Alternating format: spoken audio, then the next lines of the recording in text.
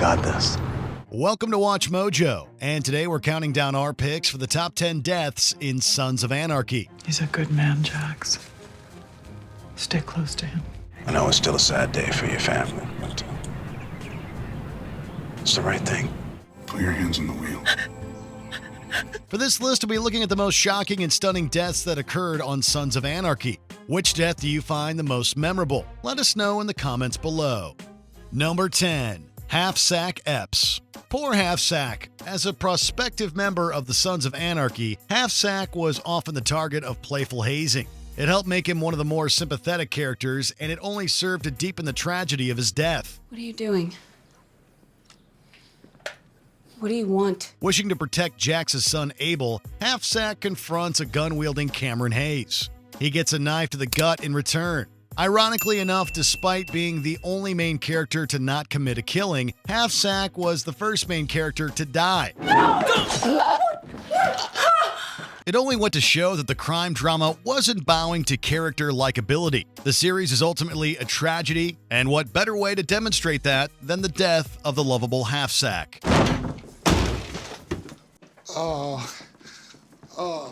Baby, Tara! Shit. Number 9. Wayne Unser. Despite being a dirty cop, Unser was also one of the series' most likable characters. Throughout much of the show, Unser was the corrupt chief of the charming police department who worked with the Sons to keep further criminal action out of his quiet hometown.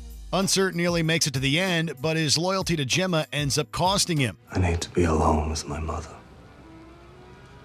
I can't do that. Unser attempts to arrest Gemma and send her to jail, thereby saving her life from a vengeful Jax. Unfortunately, Jax gets to Gemma's location first and shoots Unser in the chest. It was only a matter of time before Unser died, and watching him remain so loyal to Gemma was a great and ultimately tragic way for the character to go.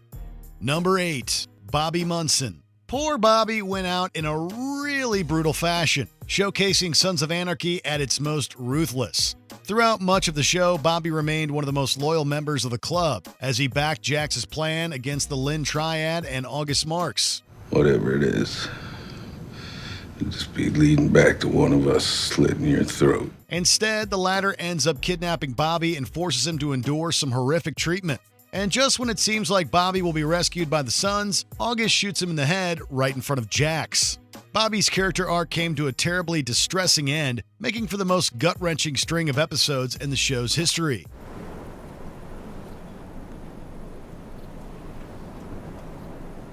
I'm sorry.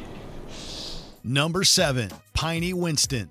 One of the older members of the Sons, Piney was the father of Opie and one of the founding First Nine. Give me the 9.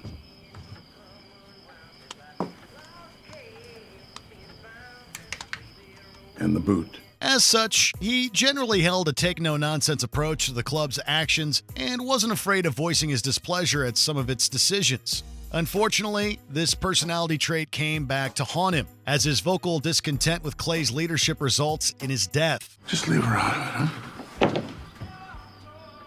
Too late. It's quite a distressing demise, as he dies knowing that Clay will be going after Tara. He is shot in the chest with his own shotgun, making him another victim of Clay's increased instability and hunger for control.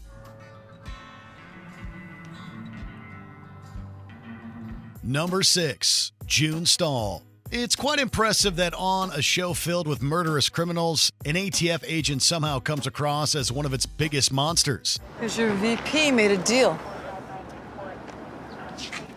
Son of a bitch! One of the primary antagonists of the first 3 seasons, June Stahl was an arrogant agent whose wild approach to law enforcement often resulted in needless tragedy. For example, she attempts to flip Opie against the club, which results in his wife's accidental death. Fortunately, Opie gets his revenge in the 3rd season finale, referencing Donna's death right before shooting Stahl in the back of the head. This is what she felt. There was a certain narrative satisfaction watching the otherwise haughty June Stahl crying and begging for her life, knowing that consequences were finally being paid. Please, you had mercy before. I'm begging you. Don't do this.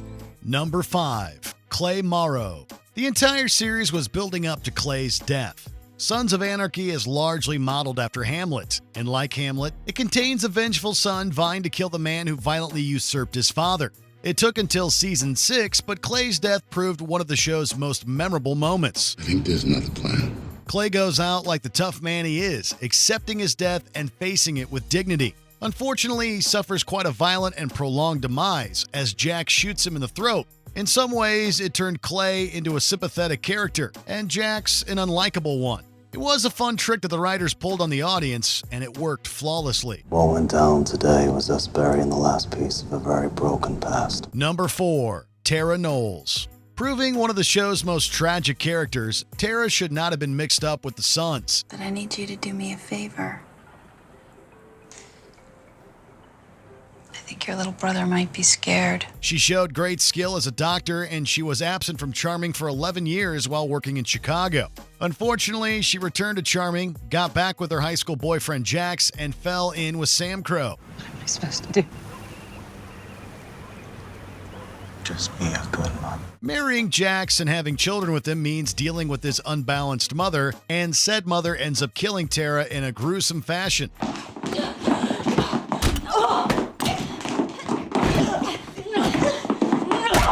It's easily one of the show's most grotesque moments, dispatching of a major character in shocking fashion, and turning one of its antagonists even more despicable.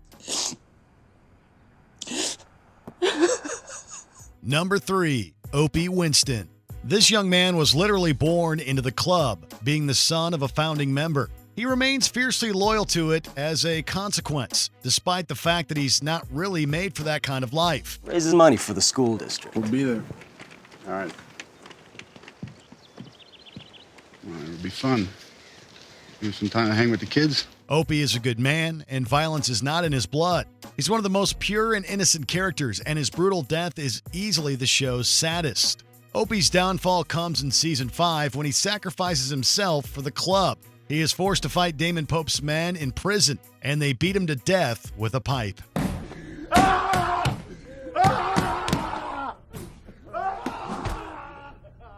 Both the show and Jax were never the same after this, with both turning significantly darker and more violent. I'm getting released. There's nothing you can do to stop that. I'll find out who you are and where you live. And then I'm gonna kill you. Number 2, Gemma Teller Morrow. Sons of Anarchy is not a happy show, and it ends with a son committing matricide. Gemma usually had the best interests of the club in mind, but many of her actions only made things worse. This is not an excuse. I'm not defending myself. For example, she killed her son's wife and mother of her grandchildren, which only resulted in a vengeful son. Once Jax learns the truth about Tara's death, he hunts down his own mother and ends up shooting her in the back of the head. I'm ready. Her death was quite narratively satisfying, especially after the troubles she had caused Jax and the club. But there's definitely a strong undercurrent of tragedy, and her death signals the beginning of the end. Before we unveil our top pick, here are a few honorable mentions. David Hale. Quite a surprising death in the 3rd season premiere. Dawn Traeger. Burned in front of her father. Oh, no! A.J. Weston, a death on the toilet. Eli Roosevelt, killed by Juice after walking in on Tara's murder. Donna, accidentally killed by Tig while driving Opie's truck. Before we continue, be sure to subscribe to our channel and ring the bell to get notified about our latest videos. You have the option to be notified for occasional videos or all of them. If you're on your phone, make sure you go into your settings and switch on notifications. Number 1, Jax Teller. Of course, the most memorable death has to be that of the main character. Jax goes through quite a degrading character arc, beginning as a relatively well-meaning biker intent on avenging his father and finishing as a career criminal who resorted to the same violent extremes he so hated as a young member. After promoting Chibs to club president, Jax heads out on his father's motorcycle, intent on leaving the life of crime and sparing his sons from an equally destructive future. He rides his father's bike into a semi-truck, dying in the same manner, on the same road, and riding the same bike as his father before him. It's a tragically poetic way for the story to conclude. Jesus! We'll give you freedom.